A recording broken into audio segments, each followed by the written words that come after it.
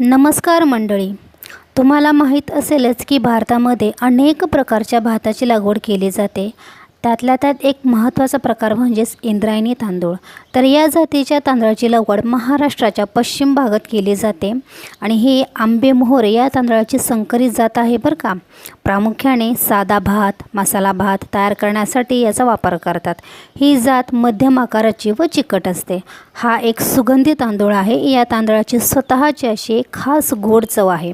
यामुळे जेवणाची चव वाढते. यामध्ये जीवनसत्वे, खनिजे आणि फायबर देखील आहे बरं का.